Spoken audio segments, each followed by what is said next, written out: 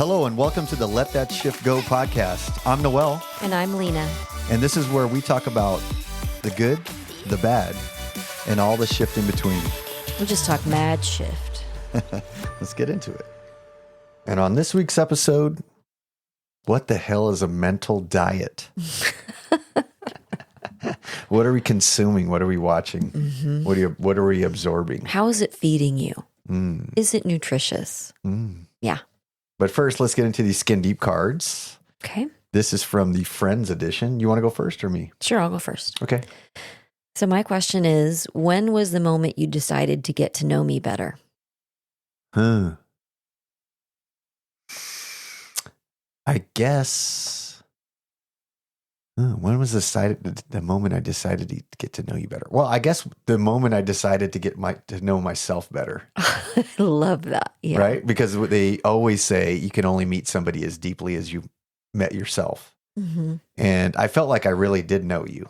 Yeah. But I didn't realize how much was missing in the context, in the tapestry, and just that all the little in-betweens. Yeah. So I think probably about, what has it been, 3 years now? Yeah.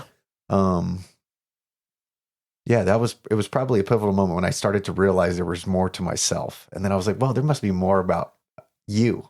Oh, and everyone. Yeah. Right? And everyone. To some degree, it's like, oh, I want to know I want to know more. I didn't even realize we didn't know each other.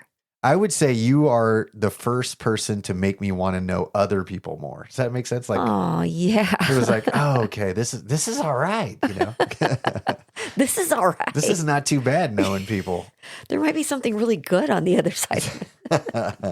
Okay, my question is, what is a value we do not share in common? A value we do not share in common. Gosh, why do you have to stump me with one? Well, they're not supposed to be easy. I mean, we've talked about before, I'm not much of a daredevil anymore. I think, I wanted to be a stunt woman when I was 8. Mm-hmm. I thought that's what I would grow up to be. But it just shifted because of time and... Yeah, I think because of my job, it probably shifted. And I was like, yeah, I pick up daredevils. I don't really want to be one. So that's probably something, that you have valued. Mm-hmm. And that I'm just like, yeah, I'm good. I don't really well, that's a good segue into this week's episode because how your work and the environment you worked in affected the way you move through the world. Yeah. The way I saw the world was, definitely. And you're working in an emergency medical trauma, life flight. I mean, you're dealing with daily, tragic stuff. Yeah, the world became a very dangerous place sometimes for me, like in my mind. Yeah, because they're even saying that just watching scary things or trauma will put a fear into you that the world is more dangerous than it actually is. Mm-hmm. And you were in a position or in a job that you've seen the worst events of people's lives. The worst outcomes. Yeah. I mean, most times. I mean, I guess maybe there's some beauty to it and there were some for sure beautiful parts to it as well. But it's not the way that people probably wish they met you, I think. Yeah. I mean, I think it definitely shaped like why being a daredevil really wasn't that important to me. It's like, that's what could happen, which it probably, took away the ability for me to have like bigger experiences and things, even though it would have turned out fine. I would just shy away from it, Yeah. Okay. For protection in my mind. Like, oh yeah, I would never, jump out of a plane. I won't even go in a hot air balloon. Because I don't like. Did you wanted to at one point? When I was little. Okay. Yeah, but I'm actually like very afraid of heights, and it was weird that I became a flight nurse because I'm very afraid of heights. Yeah. But it's just not being. It makes in no a helicopter sense. Of all things. Yeah, I'm in a helicopter 8,000 feet in the air, and I'm fine. Mm-hmm. But if you take me in a hot air balloon, I'm gonna need a Xanax or something. Like it's not gonna. I'll be on the floor of the basket. Okay, so let me ask you, do you think that it was, because with me, while I'm at work, I do things I normally wouldn't do because I'm getting paid. So no, it had nothing to do with getting paid.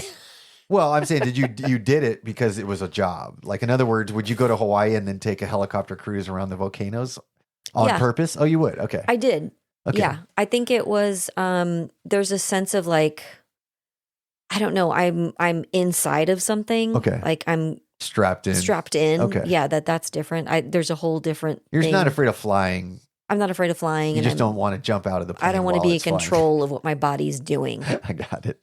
All right. Because I could just stumble. I don't know. Who knows? Yeah. But yeah, that's a good segue into what we're talking about right now, which is how, what you watch, what you surround yourself with, how the information you consume really does shape your reality. It's something that we don't really think about daily. It's not. I think it's something that I started to think about, over the past few years. I realized when I watched the news, Mm-hmm.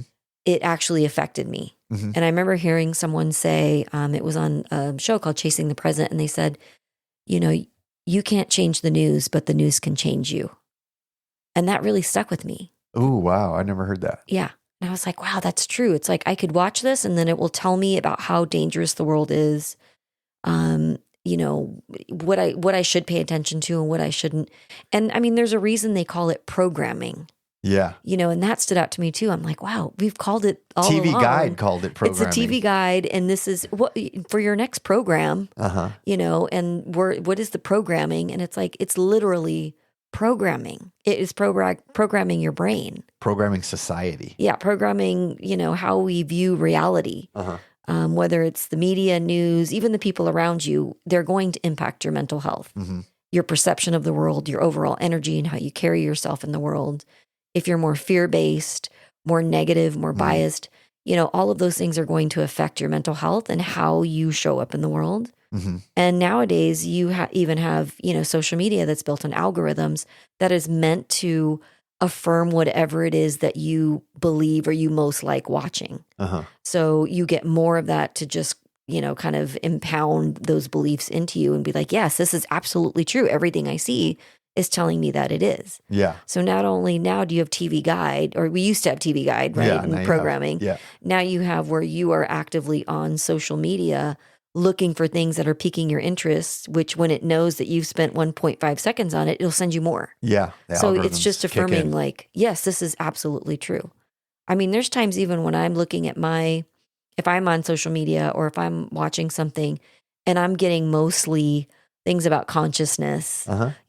or breath work, I could start to believe that everybody's doing breath work. Yeah. That this is the most popular thing in the world. And it's like, no, it's not. It's just that this is your just our social media algorithm, knows yeah. Uh-huh. that this is what you're interested in. It's going to give you more of it. So on the same token, if you're, constantly looking at things with politics or, Oh, that's heavy in the news now. fear, yeah, exactly. Or, juicy gossip, Fear-based in the media. entertainment industry. It's like, well, I'll give you more of that. Oh. So it starts to shape how you see reality. I know we talked about on previous episodes about like the 5 people you hang around with Mhm. being the average and how they influence you. But,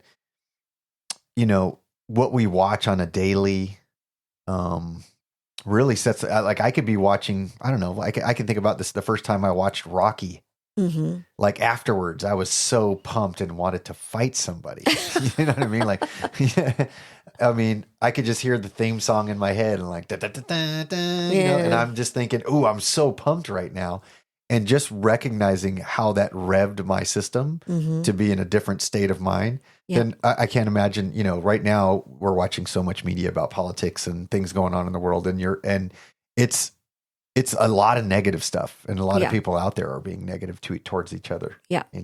Yeah. And it also, drives like the watches, like it's like the sensationalism of fear or division is also very like interesting. And it's also revving your nervous system up where a lot of us are already revved up that high and we're kind of like needing to stay there. And so we'll look for more of the things that feed that. Mm-hmm.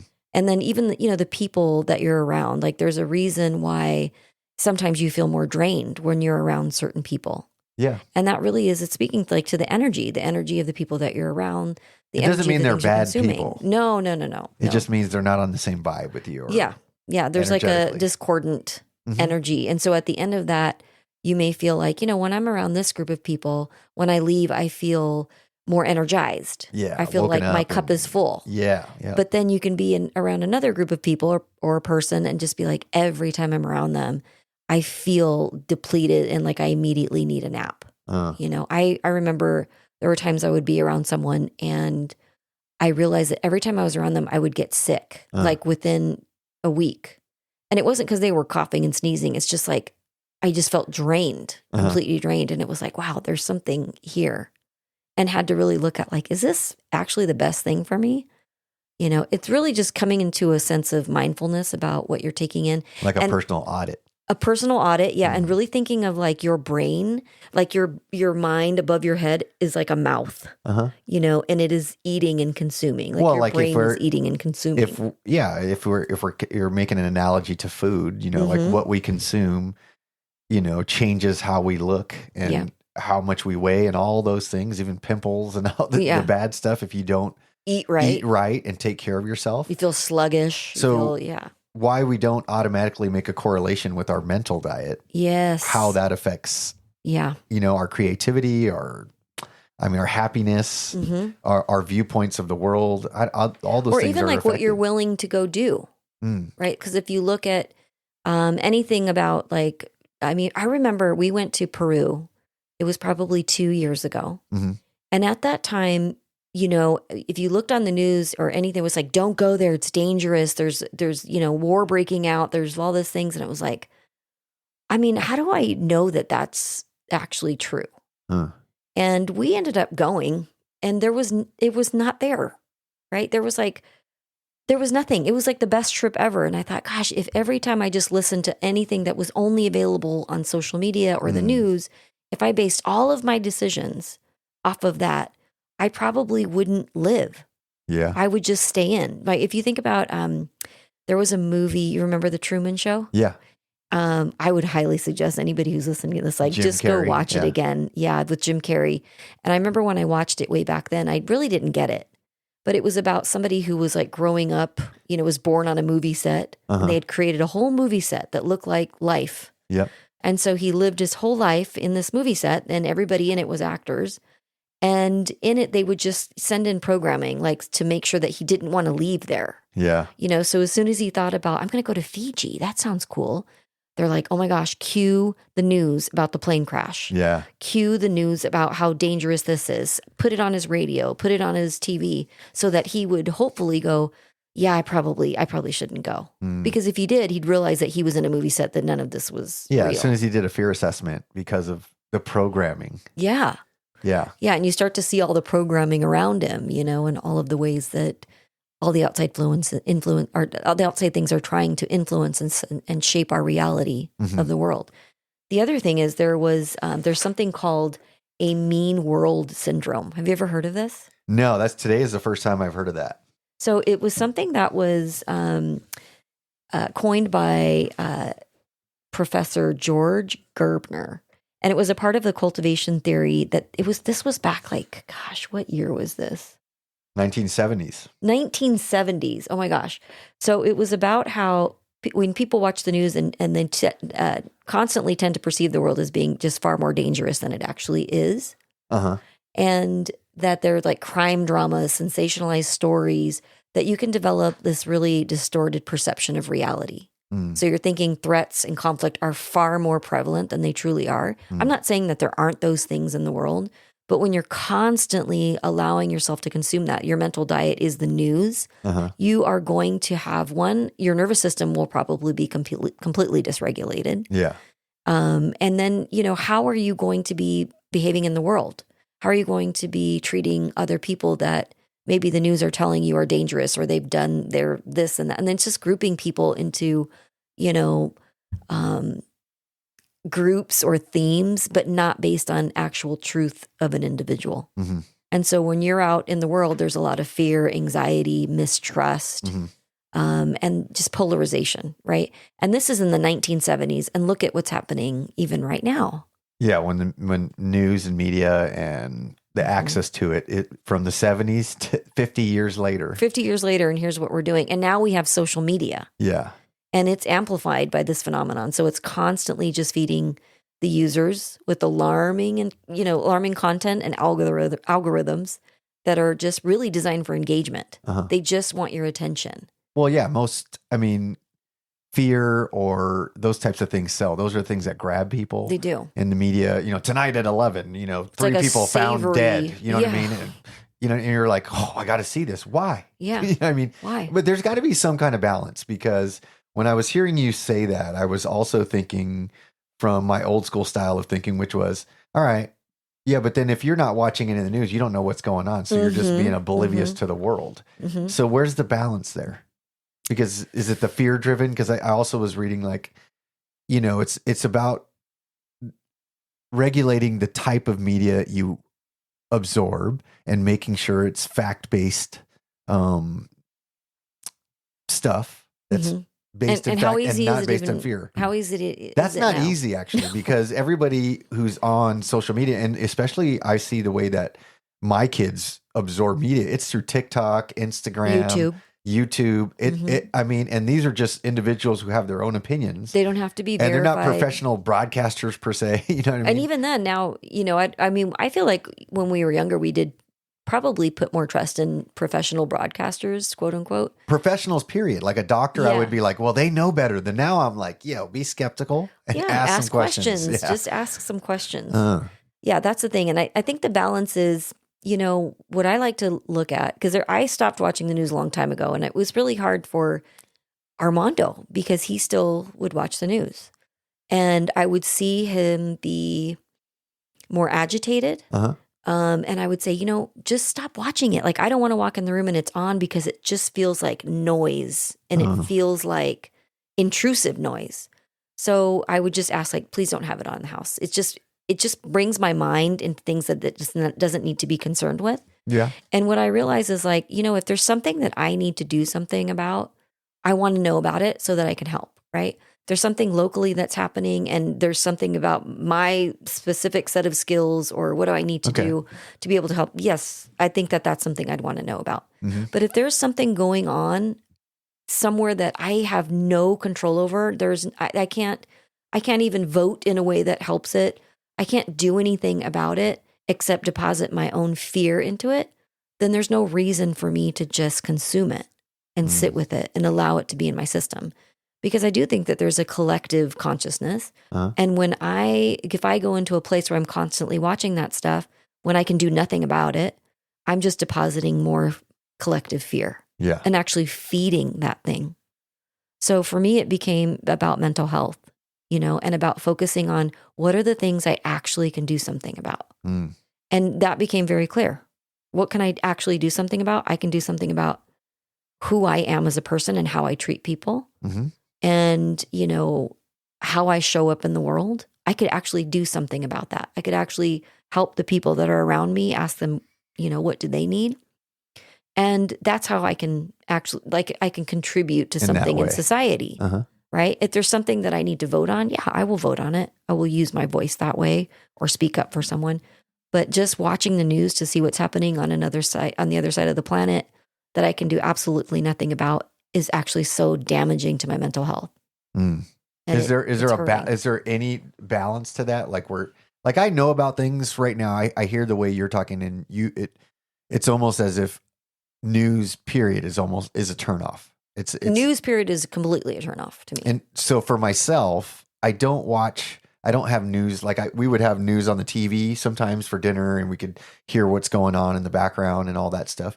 And I was listening to you, and I was saying, it was kind of distracting and hearing like tonight 11, there's murders here, and that San Diego County, and this, and it was like, there's a lot of bad shit going on, but it is local, and there's things that that I'm concerned about in places maybe not to go, but at the same time, the big reality is I got no control over that stuff. No.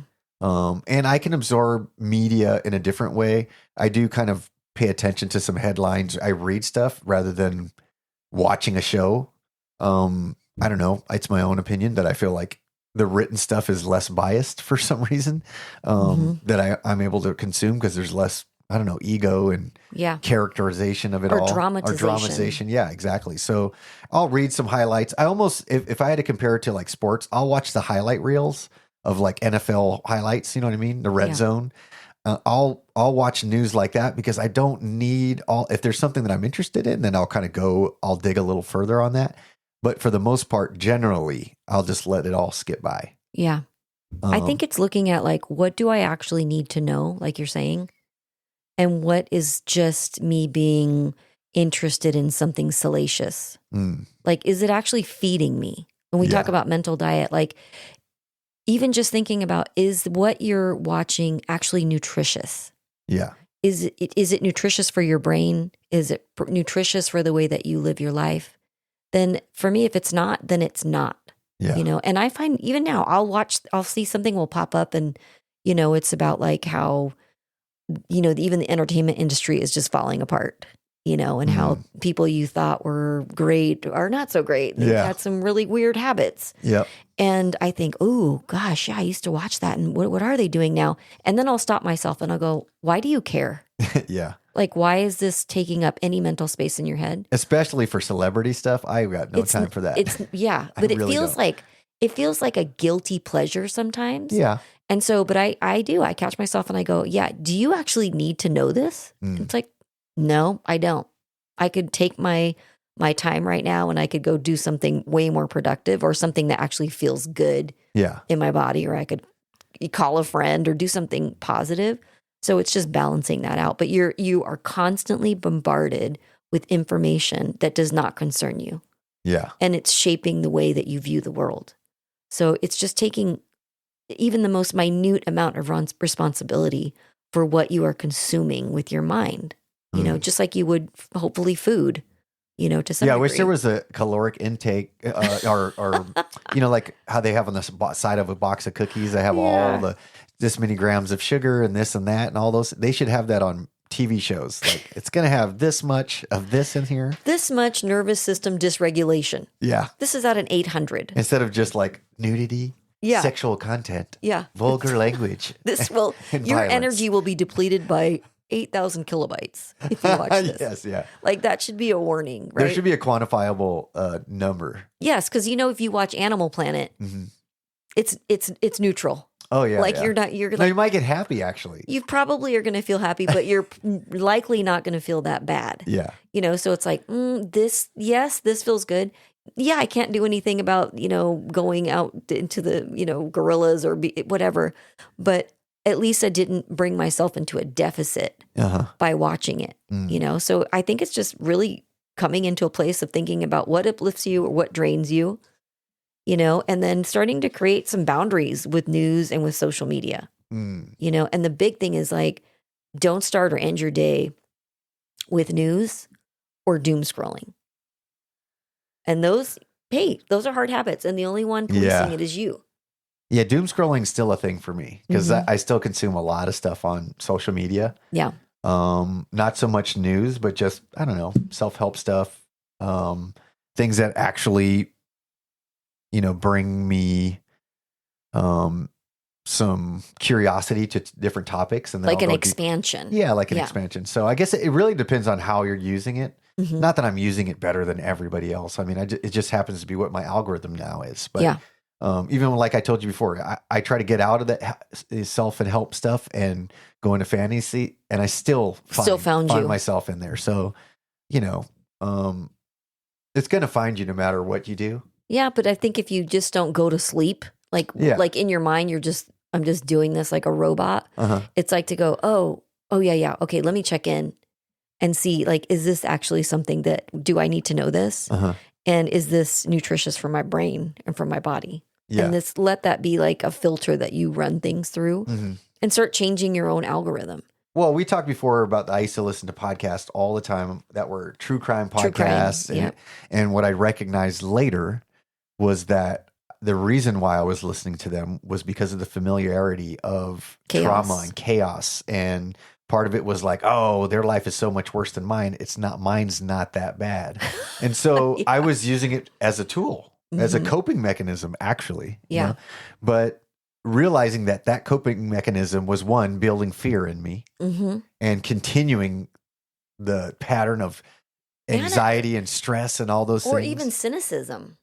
Well, yeah, I guess so. I was like kind of desensitized to some things. Then you'd be like, well, that's not that big of a deal. Yeah. You know what I mean? All spouses are killing each other, you know, or whatever that we're listening to. We're on true crime. Like, that just happens. And it's like, Yeah, no, No, it doesn't. We know about it because, media is at such a platform, or there's so many platforms that media is at such a state that we have so much access to it. Yeah. So if you want to find anything, you pretty much can. Yeah, you'll find it. You'll find it if you use your resources and take the time to look. Mm-hmm. But what if you took the time to find things that were mentally healthy? Mm-hmm. Yeah, just a little bit of uplifting. thought around it. Yeah, just like be aware that programming is programming. It's called programming for a reason. And it's, it is programming you. So what, just kind of taking back your own power and going, if I'm going to be programmed by something, I'm going to let it be something that I'm choosing. Like I do pay attention to like where fires are. I have alerts on my phone for where there's a fire. That's important to me. I need to know that. If things like that are within my direct vicinity and something that would have an effect on me or that I need to have an effect on, I do want to know about those things. Yeah. But I'm not taking my time to go find all the things in the world that are going on that are wrong, that I can do nothing about, so it can build my, my propensity for judgment, or fear. Well, what if somebody said it must be nice to not have to worry about those things, or because me and you are older, that we're not so worried about how the world turns out, and they look at us as if we're just, I don't know, taking it easy and putting our head in the sand, because that can be a perspective in terms of what we're talking about. Like, why aren't you fighting more? Why aren't you angry? Well, it must be nice having the luxury not to give a shit. I mean, oh yeah, I've had that literally said to me. So, oh yeah. So what is that? What do I say to that? Yeah. What do you say? I say, it sure is. You can come over here too. And you can still be doing good in the world. It doesn't mean that you sit back and you do nothing. It means that you do things that you actually have control over. You take effect that you can actually have, right? You change yourself. That's how you change the world. You change yourself and how you show up in the world. And you let that be something that infects the people around you. Yeah, they say all the time that trauma isn't what happened to you. The trauma is, what was it? It's not how... It's how you deal with trauma that affects you. It's not the trauma itself. It's not the trauma itself. It's how you deal with it. So, how you're dealing with the information that you consume is definitely going to be a factor. Yeah. And I'll tell you that if I were to spend my time watching the news and getting angry, I would not be available to help people the way that I'm available to do that now with people who I come across. I would not be mentally available. You think to if do that. It leaves a capacity within you to hold space because you don't have so much trauma kind of stashed in there? I could see that. I could see that. If I were doing that, it would negate my ability to do anything else. And I actually want to help, and I actually want to affect people in a positive way. But if I were doom scrolling and I was watching the news and I was looking at how awful the world is, I would not be available to help. So I feel like that's one of the things is when you have people who have a lot of ability to make a change or to help other people or to help their communities, sometimes they get so angry by what they're watching that it just drains. Yeah. It drains their ability to actually show up in the world in a way that's very effective. So yeah, I think it's something just for people to think about. Like, why do we do this? Is just to bring attention to things like that we found that are really, really helpful. How do you take back control? You start to really think about what's coming in. You actually pay attention. Yeah, you do an audit of your inputs, right? Yeah, audit of your inputs. You're creating boundaries when it comes to social media. Write these down. Like, write down what you're normally watching or consuming, and then maybe do some correlation with how you felt that day. Yeah, or what you're watching, and then notice check in with your body. How is your body feeling after you watch that? It's just a little bit of mindfulness and not looking at that mean world syndrome, from the 70s, which is still going on today and probably could be rewritten as an article because it's even, and like you said, don't true. start or end your day with news or doom scrolling. Yeah, there's all of those things are so helpful to keep yourself in check. I mean, your mind is a sacred place. And what you allow into it shapes what you believe, it shapes how you feel, and it shapes how you experience your life. And you don't have to unplug everything completely, but you do need to be intentional.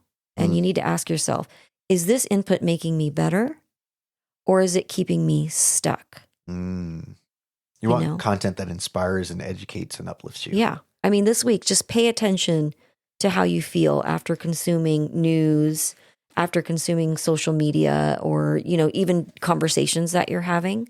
Just notice how you feel. If it leaves you drained, if it leaves you feeling, anxious, if it leaves you feeling hopeless, just consider cutting it back and then reevaluate and see what happens. When you take control of what you're feeding your mind, just notice how that changes how you feel in your body, how you show up in relationships, all of that. It's going to, I promise you, it'll have a positive effect. Yeah. You got to make the time. Yeah. Pay attention.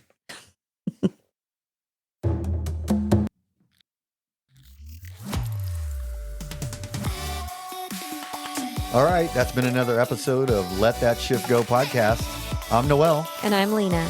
Let us know what your questions are, and we'd love to use them on a future episode. Or check us out on Insta at Let That Shift Go, or visit our website, serenitycovetemecula.com.